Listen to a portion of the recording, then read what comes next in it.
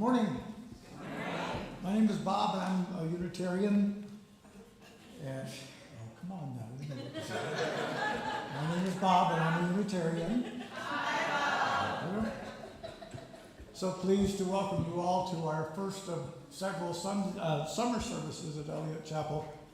A large contingent of us is down at Bergfried, and I think if you are a praying person, it might be a really good idea to offer up a little prayer for them, because the weather last night and this morning has been pretty awful. Thank you for joining us this morning. Eliot Chapel is an intentionally diverse, liberal religious community that strives to achieve the goal of beloved community. We welcome you in the fullness of your age, your gender expression, your financial background, your ethnicity, your choice of partners. Our core values, among our core values, are freedom, reason, respect, and love. If you're visiting for the first time, we extend to you a special welcome. This is a summer service and is therefore a lot less formal than our regular ones, as you can literally wear a t-shirt to liturge. So you'll find it actually is a chance to get closer to your neighbors because it's less formal. This morning also is different in the following respect. Our speaker, the Reverend Craig Schwallenberg, will be appearing here on the large screen, which we borrowed from Joyce Meyer. That's a little inside St. Louis joke. Oh, I'm sorry.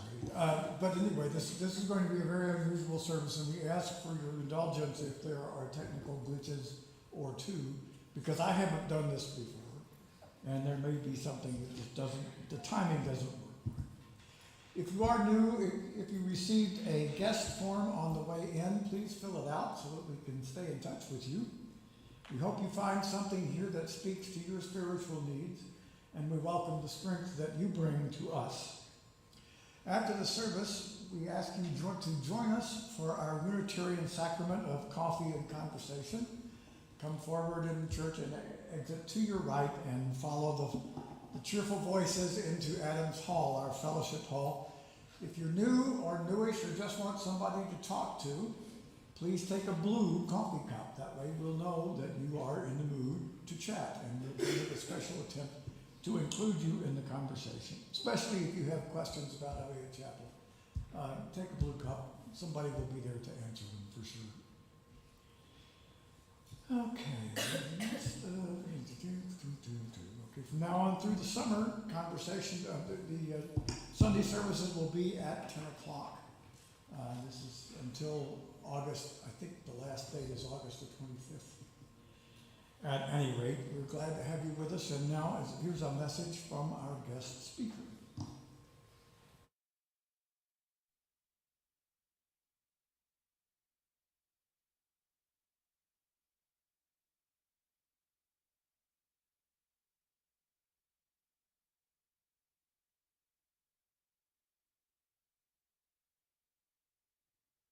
Hello. Thank you for allowing me to be your guest today. It is an honor and a privilege and a great joy, though it would be way more fun if I was there in person. Maybe next time. A colleague and friend of mine, the Reverend Bob Janis, taught me the practice of bringing a greeting and a message to those whose pulpit you're visiting. The first time he visited my congregation that I served, he spent a minute or so telling them about their minister, me. I'd like to take this opportunity to do the same for you about your minister, Reverend Krista. I'm sure you know her pretty well, but it's good sometimes to get a view from an outside source. Reverend Krista and I go back almost 2 decades now. We both entered the ministry at the same time. I was serving in Milwaukee, and she was serving in St. Louis.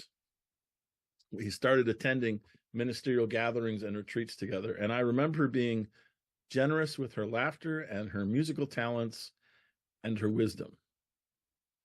She always asked good, piercing questions in a kind way, and she always treated me as a good colleague and laughed at my jokes and listened to my stories and played games with me, which is very important. She has been and continues to be one of my best colleagues and friends, though we see each other way too rarely. She has a fierce sense of justice and a strong desire to serve this faith.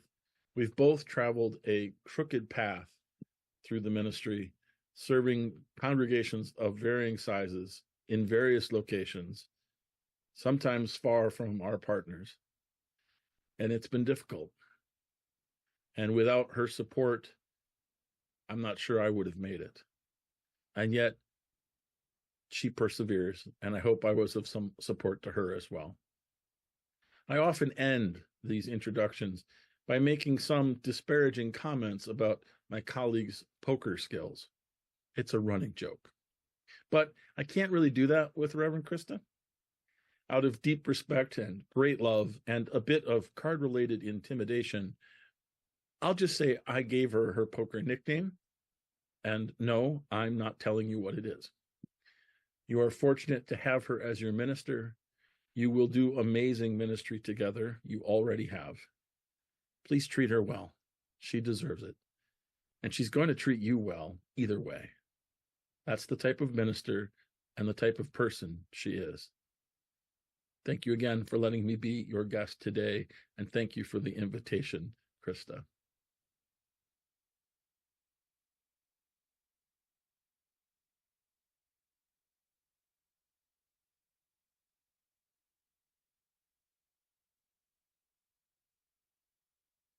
to indicate that we are entering sacred space and time to be spiritually aware. We light this chalice in solidarity with over 1,000 Unitarian Universalist congregations in the United States, in Canada, in Great Britain, and in Romania, and in India, surprisingly enough. We hope that its light sparks with curiosity in the eyes of our children, kindles the fire of commitment in our grown-ups, and warms the hearts and spirits of us old folks. Would you please now rise as you are willing and able to sing our opening hymn, number 16, to the gift to be simple. Thank you, Rudy. And we'll sing this twice through.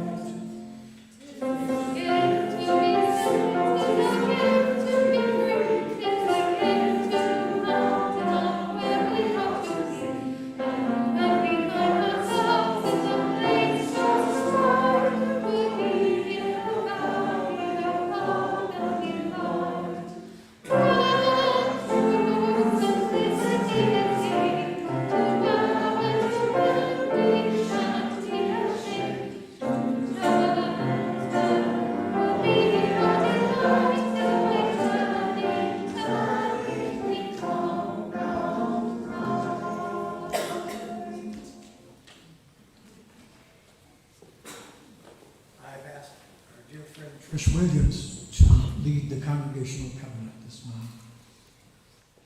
Thank you. Please join me. As a free congregation, we promise to one another our mutual trust and support. To create love and community, we promise to be kinder to each other than we have to be. To listen fully to each other with an open mind and heart, to speak responsibly and respectfully, to find ways to improve our church for all members and friends.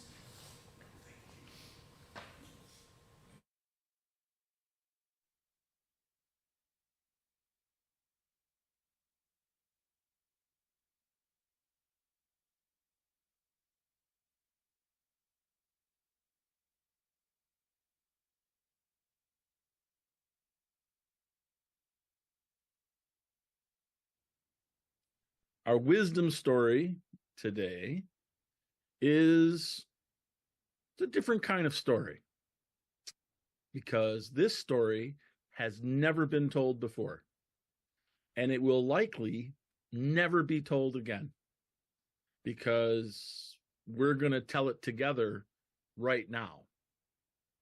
Now, my more theologically minded colleagues would call this a process theology story. If there are actors in the room, they might call it an improv story. If you're a gamer, you might call it a modified Mad Lib or a collaborative word game of storytelling. And all of those people would be right. It's very Unitarian Universalist that way. Mm-hmm. Normally, if I'm there in person, I invite everyone in attendance in the pews to help me out. And I use a plush D20, which is not within easy reach right now. And I throw it to people. And if they catch it, they get to give the next answer. Doesn't work if I'm not there. If I'm doing it virtually, then I rely on a worship assistant and raised hands, unless they have some plush thing or a beach ball to throw at people. But again, doesn't work when we're pre-recording things. Matter of fact, improv pre-recorded is extremely hard to accomplish. Fortunately, Reverend Krista said, ever the problem solver, how about we get some volunteers and we record an improv story with you ahead of time? Hello, volunteers. Hi. Thank you for joining me today for this wisdom story. The way this will work is at various parts of the story, I'm going to pause or ask a question about how to continue. If you will raise your hand on the screen or wave at me or whatever, I'll pick one of you to give me the next part we're going to use.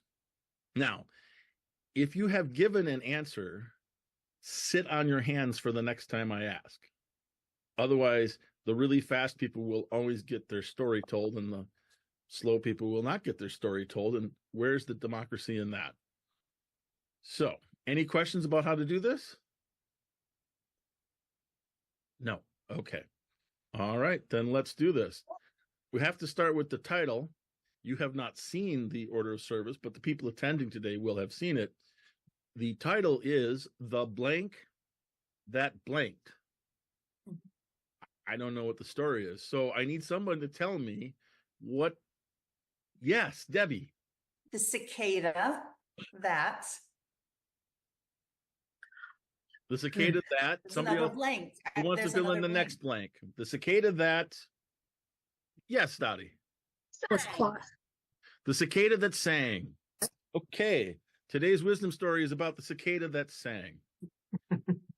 Once upon a time, in a land not too far away and a time not too far ago, there was, in the middle of our country, a cicada, which is a somewhat small, somewhat large bug. And that cicada liked to sing. Now, all cicadas like to make noise, and they all make different noises. And some of them make rather loud noises, and some of them make rather scary noises. But this cicada who was called, what's the cicada's name? Frank. Frank the cicada. Frank the cicada made the best noise because Frank liked to sing. So every time the cicadas came out of their hiding and started, Frank would come out and let loose with an amazing song. What genre does Frank sing? Opera. Peachy Keen. So Frank, ever knowledgeable about how accessories make the cicada, would wear a full-length coat and a bow tie and an opera hat. And he would come out and he would sing.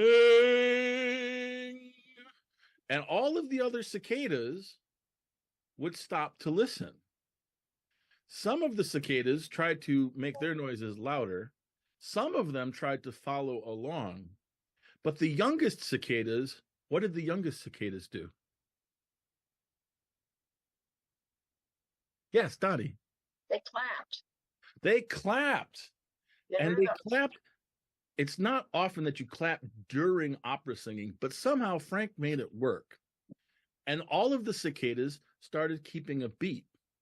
And the other cicadas, those that wanted to listen, listened and didn't make any noise.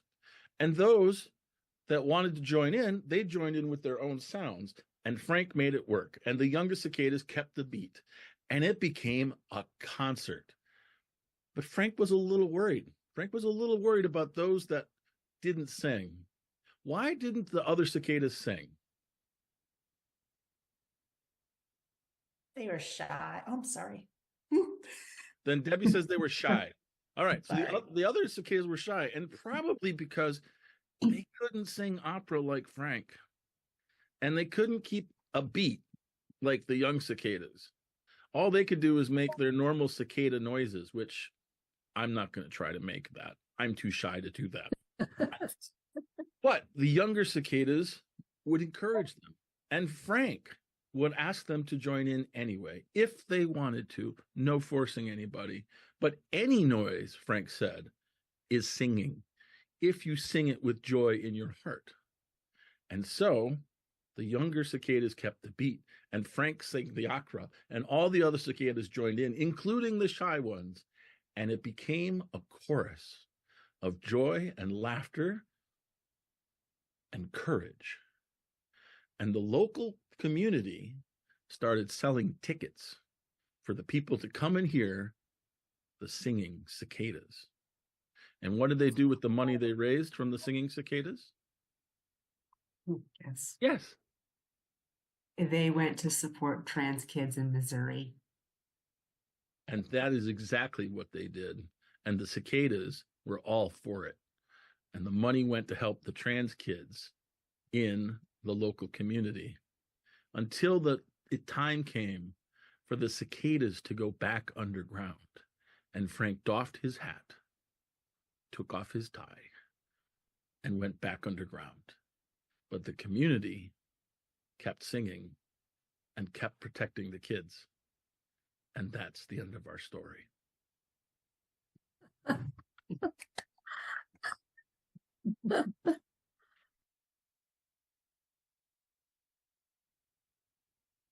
Our prayer today was written for this service by the Reverend Francis Manley, a retired Unitarian Universalist minister who attends and is active at the UU congregation in Buffalo, New York. Spirit of life and love, we are a serious people with wide-ranging concerns for our world, our community, and yes, for ourselves as well. Our world is a serious place, but this day, if only for this day, may we remember the wisdom traditions that teach us that the whole world, the whole universe is your playground, and it was all created in a spirit of play. May we be open this day to all the signs of holy play in the world around us. The play of sunlight on water and the sound of rippling streams. The dance of flowers in the breeze. The giggles and wiggles of small children and puppies and kittens. All the way up to the stately dance of planets and galaxies. May we be open to the playful spirit within each of us, that even if just for today, even if just for this hour, we may move more lightly through the world. So may it be.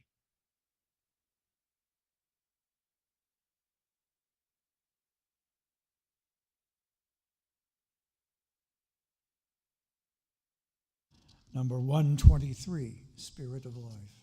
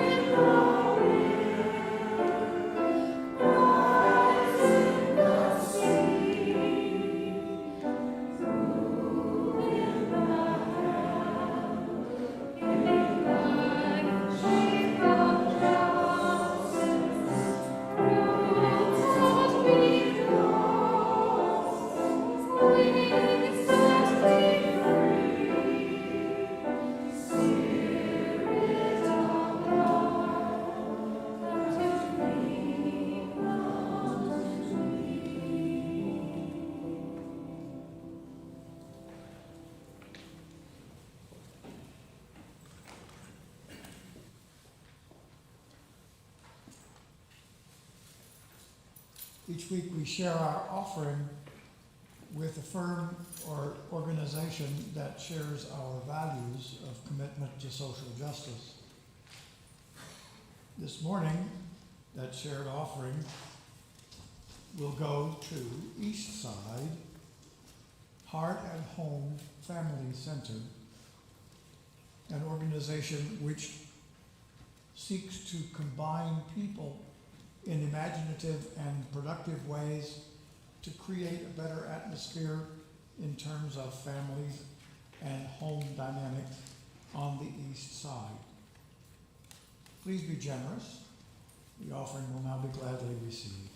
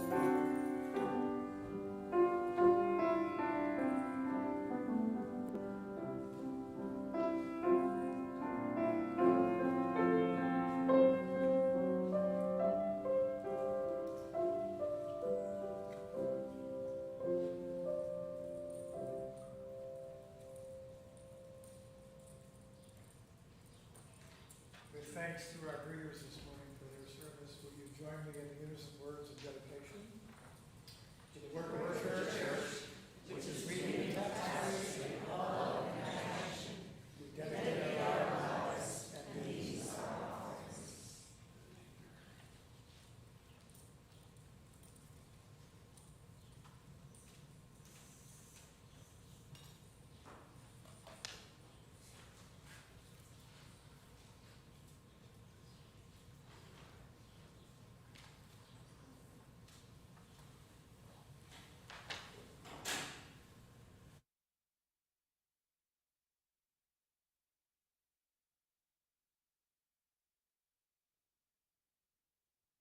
Our reading today is a poem by Jenny Justice entitled Remember to Play. We forget what it is like to laugh, to play. We forget what it is like to simply exist in moments of joy. The one thing that separates adults from kids is not age, not time, not wisdom, not responsibilities or bills or work or things we label as adult that are just bad habits dressed up as something we've earned the right to do. Drinking, gambling, using people, using each other, being snide, being snarky, suppressing feelings. No, what makes an adult is the inability to play without fear, to play without restraint, to play without feeling foolish. We forget. We forget. We forget and we mourn a bit, sure, because of bills and because of work, because we confuse things like bars and drinking or parties or thrills for play, when these things are not play. Play is an endeavor of the spirit.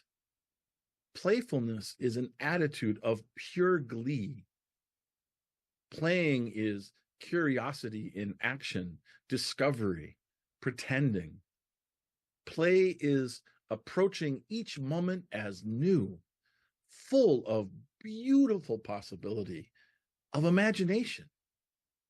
Play is grace and laughter, even when falling and crawling. Play is using our bodies and our hearts and our minds and our spirits to explore the world around us with kindness and awe. We forget this. We forget this. We have to remember. We have to make time, all of us, children, adults, all genders. We have to remember to play.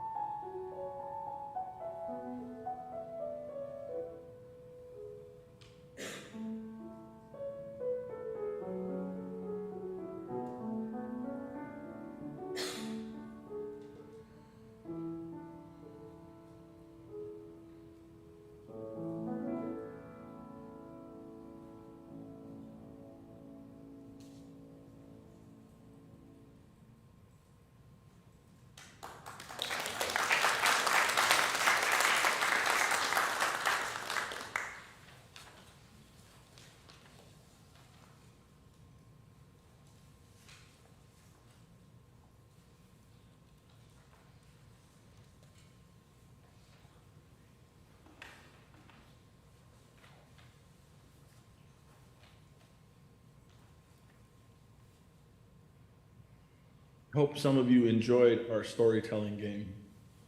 I know the volunteers enjoyed it when we did it.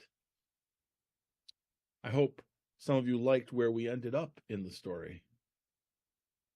Perhaps some of you wish it would have gone differently.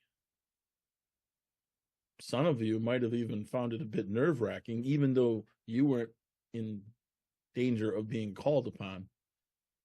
And some of you might have even thought it was a bit foolish. And that's okay. Improv is not for everyone. And telling a story that way is risky and unconventional, which is the very definition of the fool's way. The fool is another of my spiritual inspirations, but that's a whole nother service, which I'd be happy to deliver sometime in the future. Let's get back to the topic of today, which is games and make-believe. Have you ever seen Mr. Rogers' Neighborhood? Do you remember the trolley taking us to the land of make-believe? Or for the younger folks, perhaps you watched Miss Frizzle and you took a ride on the Magic School Bus.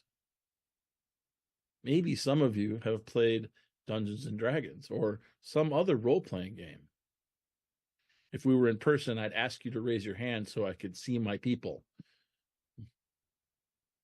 How many of you have played games of make-believe when you were a kid?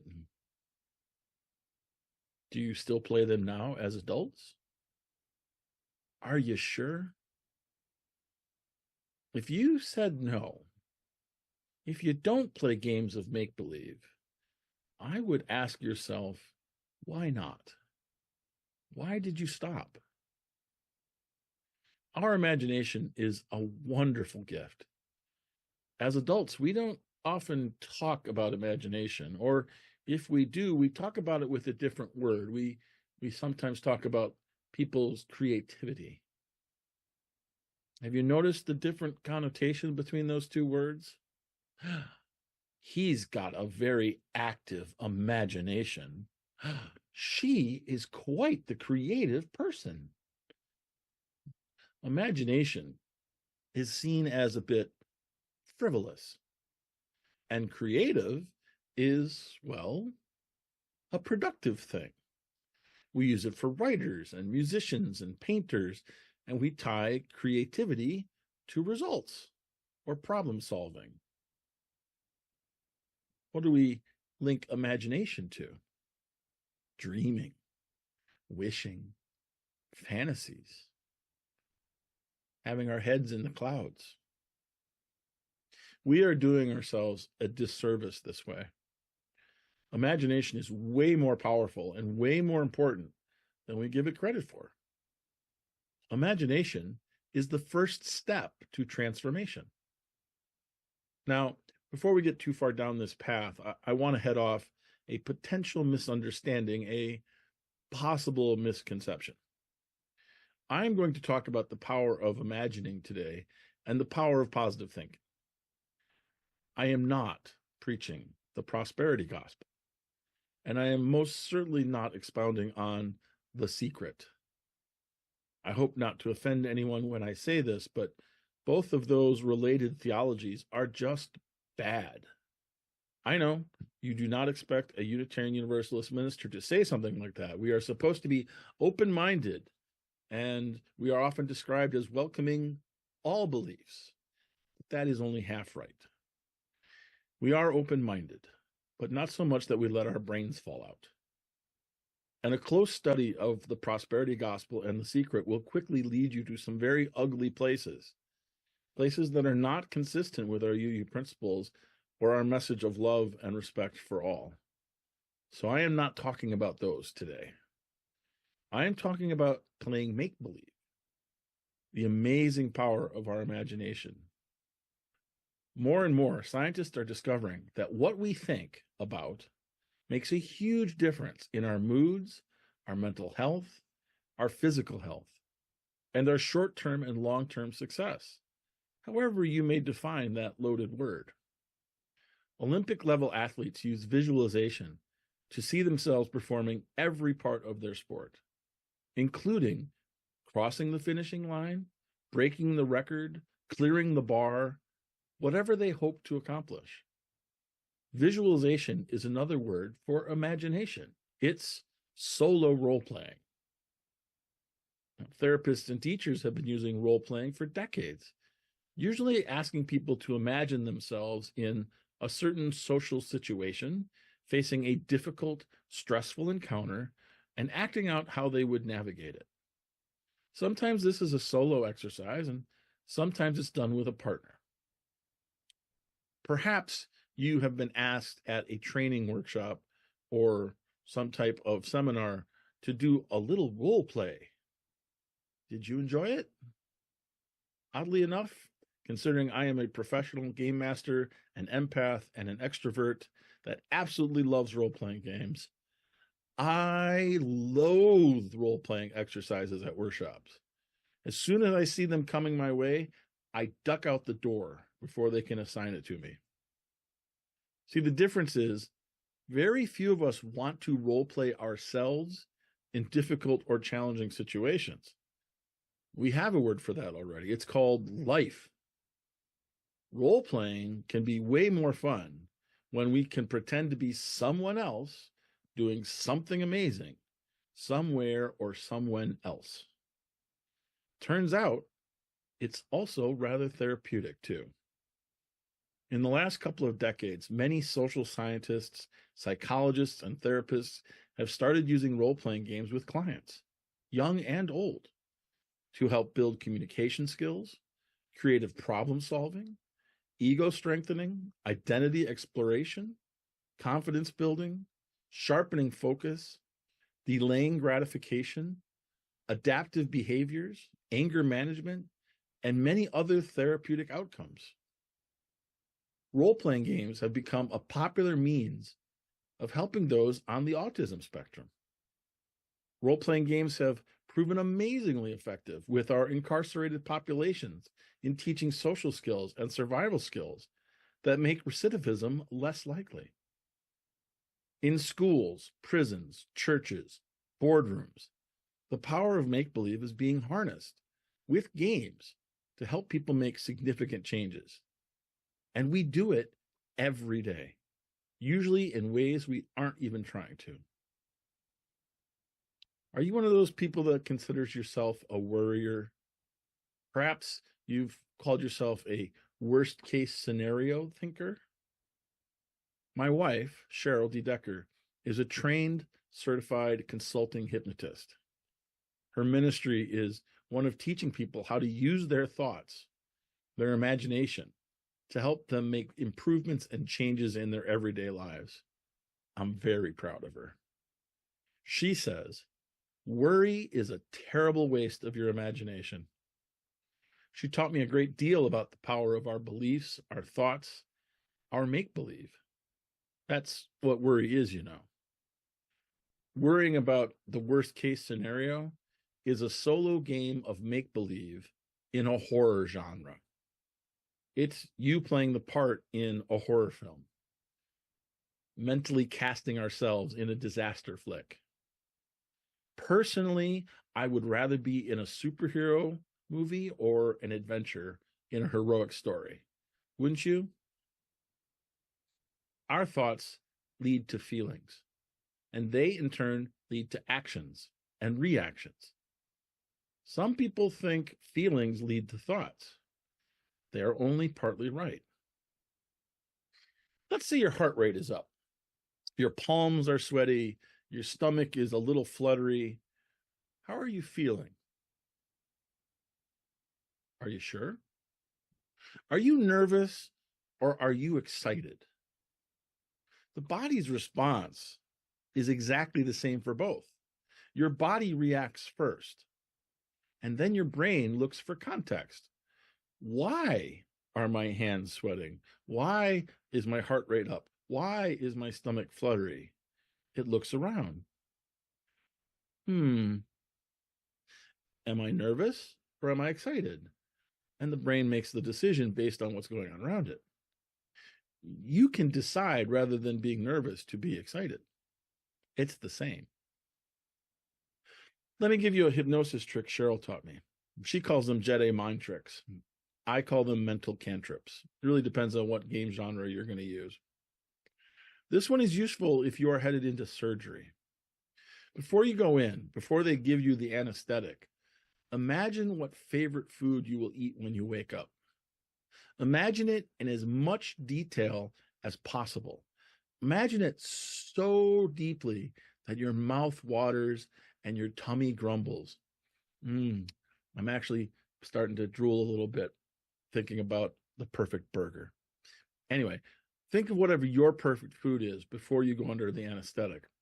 When you come out of the surgery, the nurse or attendant is going to ask you how you feel. And you if you're honest, will probably look at her and say, I am so hungry. And they will respond with surprise and relief because they expected you to be nauseous from the anesthetic. But it's really hard for the body to be both hungry and nauseated at the same time. And you imagined yourself being hungry, so that's how you woke up. Go ahead, try it the next time you're getting surgery. You'll see, it's an amazing trick. Self-talk is powerful. And the more positive our self-talk, the less depressed we feel, and the more hopeful we are, the more active we become, and the more successes we experience. Another example of one of my wife's cantrips. This is from one before she was a hypnotist, while she was still a trained psychotherapist. We had just moved to Chicago, Illinois from Madison, Wisconsin, so that I could attend seminary. The switch from Madison to Chicago was a huge culture shock for us. And we were lamenting how unfriendly everyone was. It was really bumming us out. Then one day, Cheryl said, we need to stop this. Let's make note of the friendly people we find every day. Being the pessimist, I said, that's not going to take very long. But we started noting friendly people we encountered. And you know what? We found a bunch of them. They were everywhere. Our whole attitude changed. And Chicago wasn't that bad anymore. And seminary wasn't that scary anymore. Now, did our imagination change reality? Did it summon all the friendly people into Chicago? No. It did change reality, but not the way you think. Our perception of reality certainly changed. But more importantly, our own attitudes and our behavior changed. And that caused other people around us to change their behavior and their attitudes. That's the magic of make-believe. By playing pretend, we can change how we think and how we feel and how we act. We can change how we perceive things and how others then perceive us. And that, my friends, leads to transformation, personal growth, and community growth. You want to build the beloved community? Then start by imagining it right now, with you in it. How do you act in the world? How do others act in that world? Play that game every day and see what happens. Playing games has always been a sacred act, and religious rituals often contain aspects of games of make-believe. So instead of growing up and working hard, maybe it's time we remembered to play and made believe more. You want a world that's more just? Imagine it being so. Imagine yourself being so. You want a world that is peaceful? Make believe it is. Play a peaceful part in it. Practice gratitude. Play as if every move matters and every person counts, because they do.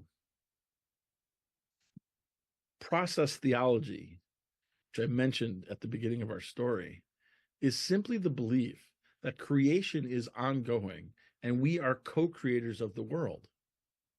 That, my friends, is the very definition of a role-playing game. Life is a role-playing game, and reality is a game of collaborative storytelling, and we're all invited to play. Shakespeare wrote in his play, As You Like It, all the world's a stage, and all of us merely players. Einstein said, God does not play dice with the universe. Maybe they were both half right. All the world's a game, and all of us merely players. And maybe the divine doesn't play dice with the universe because the dice are actually in our hands. The game is ongoing, my friends, and it's your turn. Roll the dice. Who do you want to be? What do you want to do? What world do you imagine? Let's play make-believe and make it so.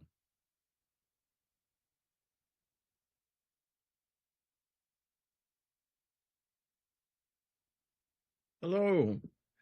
Thank you for allowing me to be your guest today. It is an honor.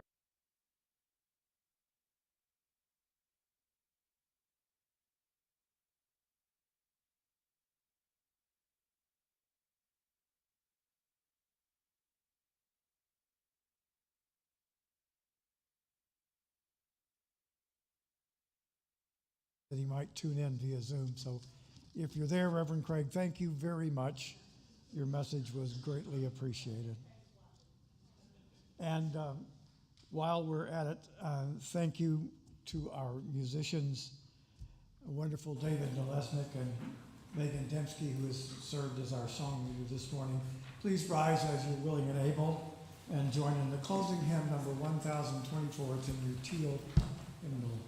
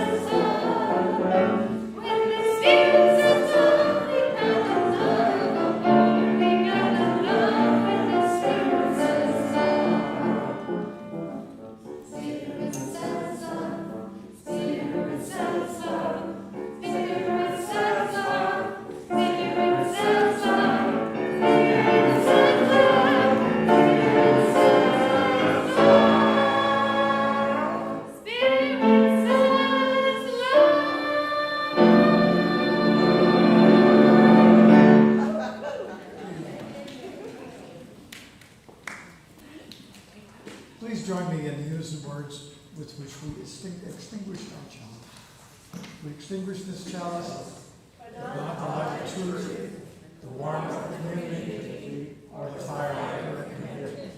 These be buried in our hearts until we are together again. Please be seated for one more musical gift.